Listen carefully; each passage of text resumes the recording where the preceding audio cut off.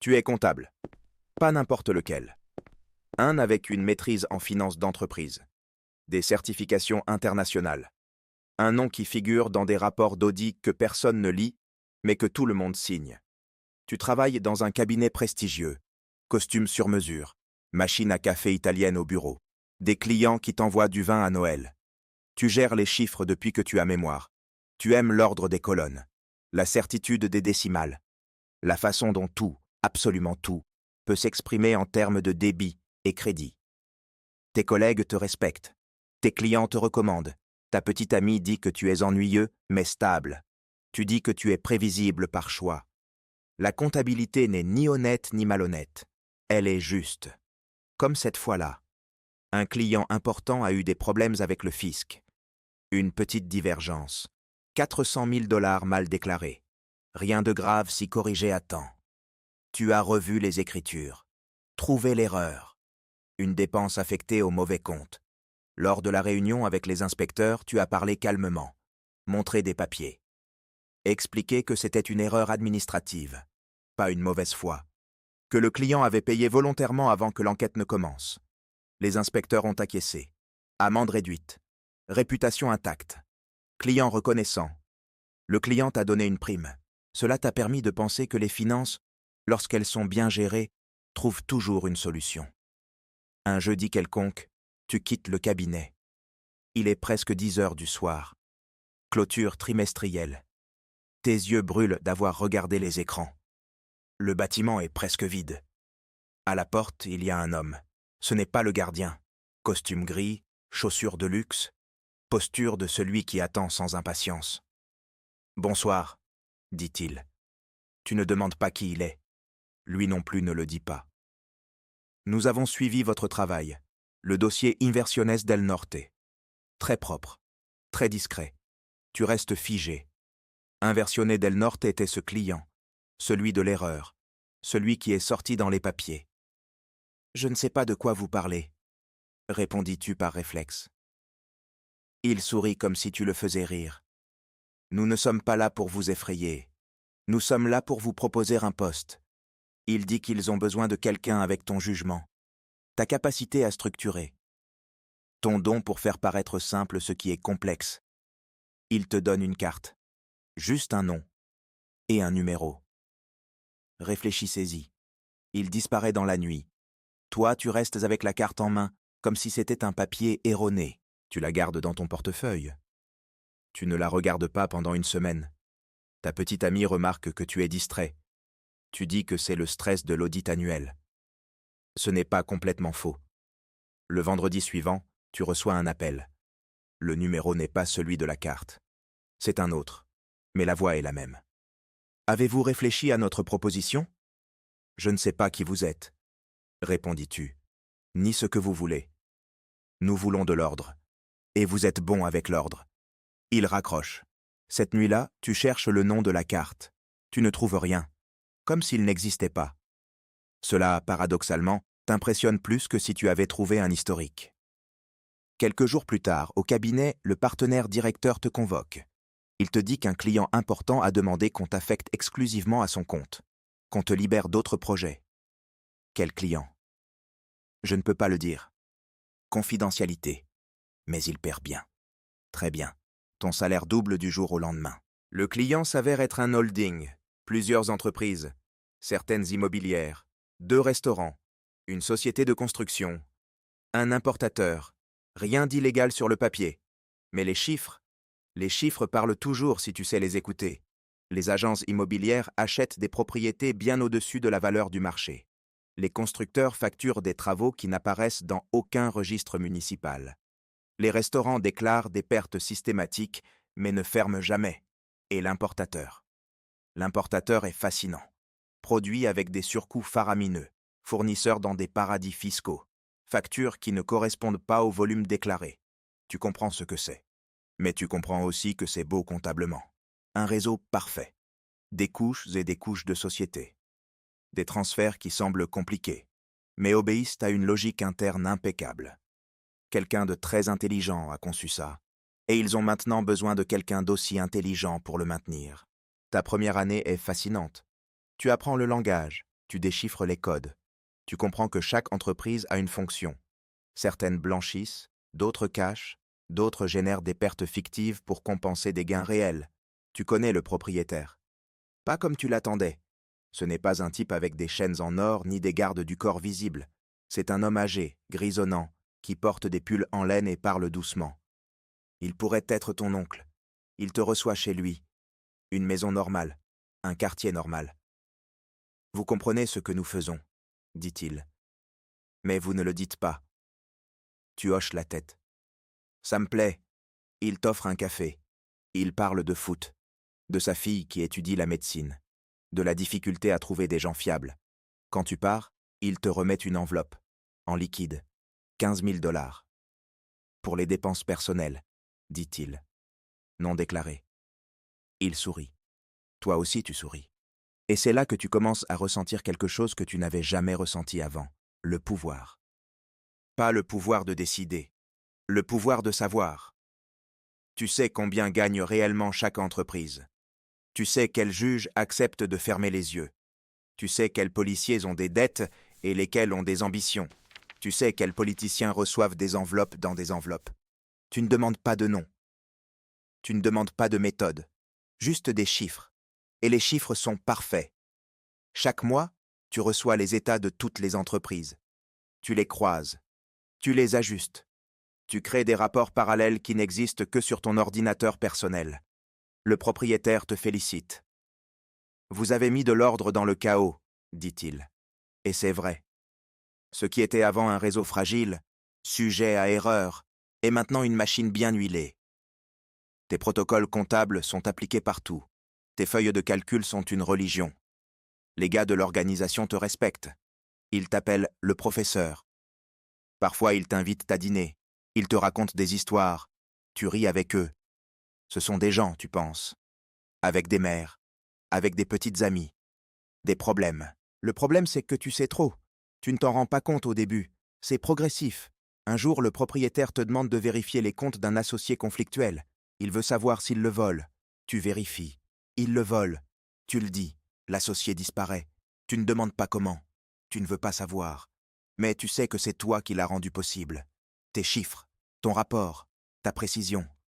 Cette nuit-là, tu dors mal. Le lendemain, ils te donnent une prime spéciale. 50 000. En liquide. Ta petite amie veut savoir pourquoi tu as autant d'argent chez toi. Projets indépendants, dis-tu. Elle sourit. Elle pense que tu es un génie financier. Toi, tu sais que tu es autre chose. 2 ans passent. L'organisation grandit. Nouvelle ville. Nouveau business. Nouveaux comptes à structurer. Tu grandis avec elle. Et toi, tu pourrais aider notre chaîne à grandir aussi si tu t'abonnes et nous laisses un like. Tu ne travailles plus depuis ton bureau habituel. Tu as ton propre bureau. Discret. Dans un immeuble sans enseigne. Mais avec un système de climatisation qui contrôle même l'humidité du papier. 3 assistants travaillent pour toi. Jeune gars brillant. Il croit qu'il travaille pour un holding d'investissement privé. Tu t'assures qu'ils le croient toujours. Tu les paies bien. Tu leur demandes plus. Ils sont loyaux parce qu'ils ne savent pas la vérité. Et cette distance te protège.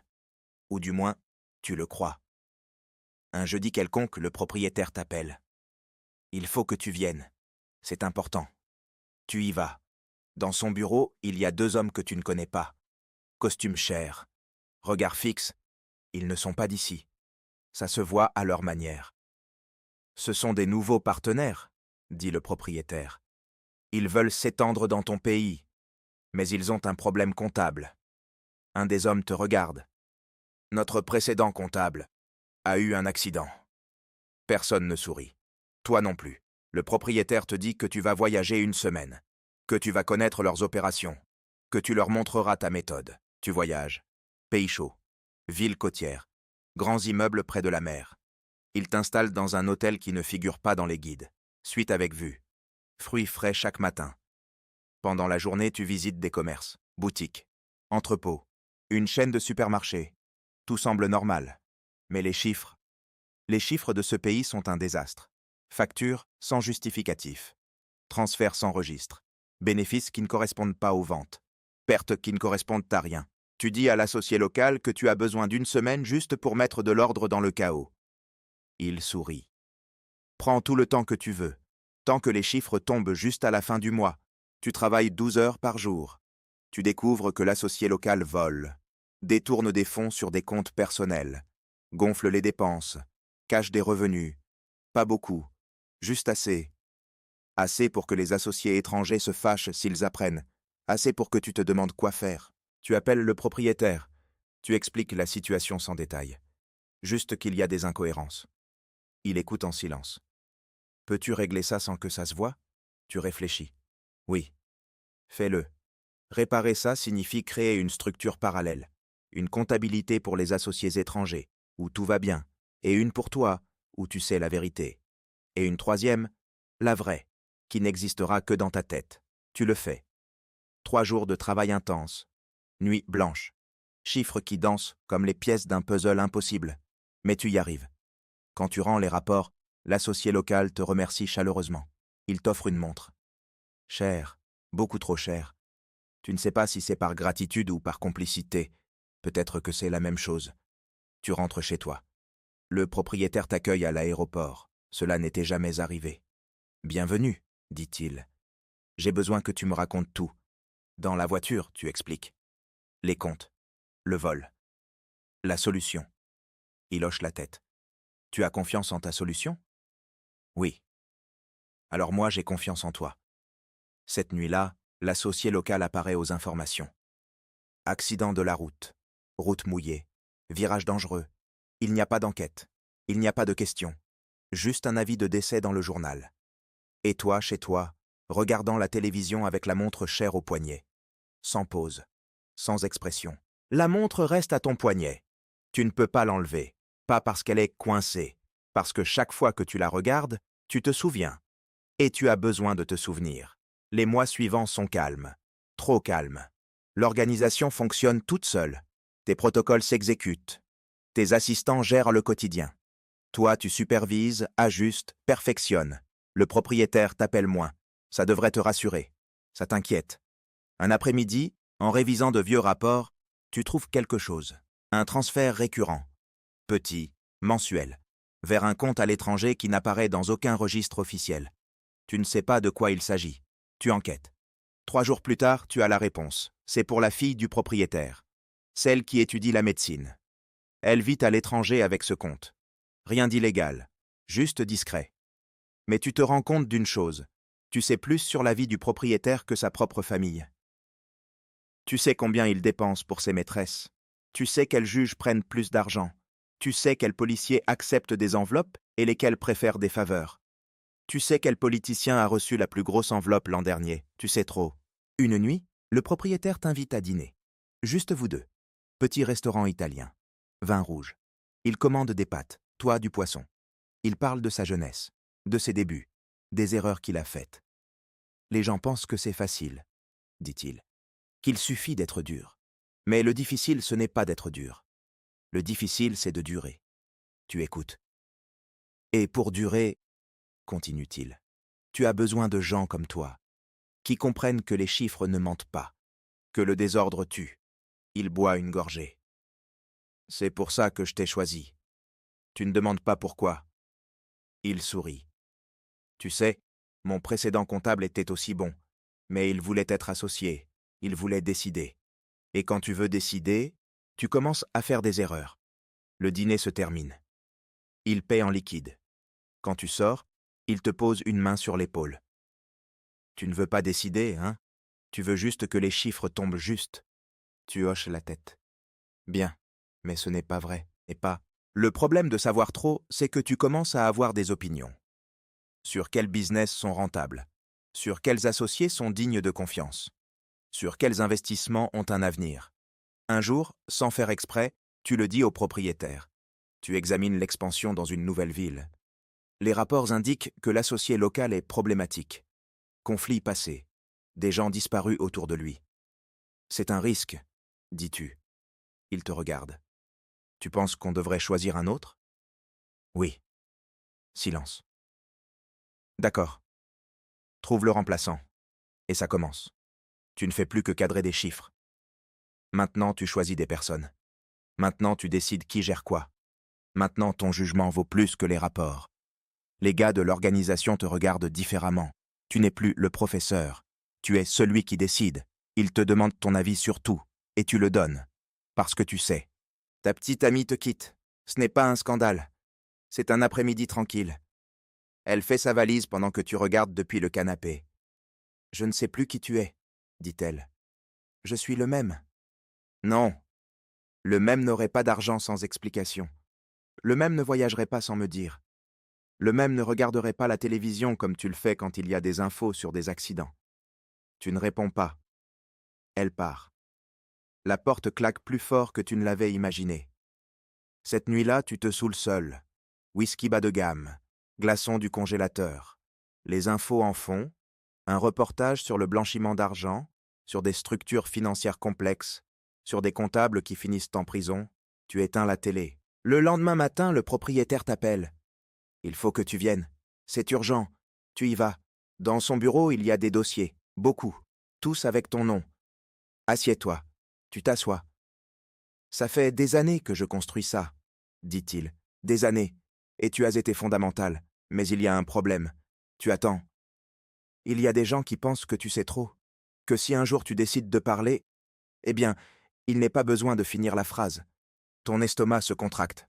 Je ne parlerai pas. Je le sais. Mais eux ne le savent pas. Ils désignent les dossiers. Voici tout ce que nous avons sur toi. Tes mouvements, tes dépenses, tes appels, tes courriels, ta petite amie, ton frère, ta mère. Pause. Ce n'est pas une menace, c'est une garantie. Pour nous deux, tu restes silencieux.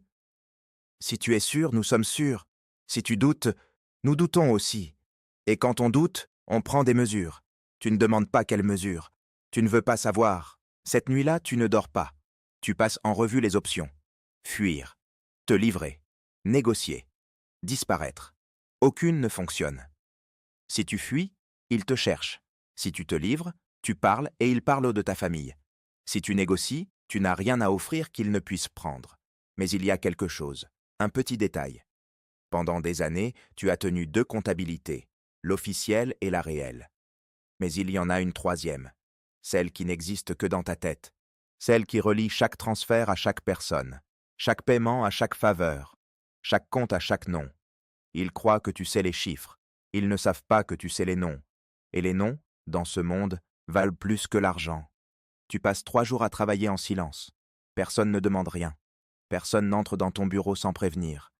Mais tu sais qu'ils t'observent. Le dernier jour, tu termines. Tu as tout. Pas sur un ordinateur. Pas sur papier. Dans un lieu qu'ils ne peuvent pas toucher. Ta mémoire.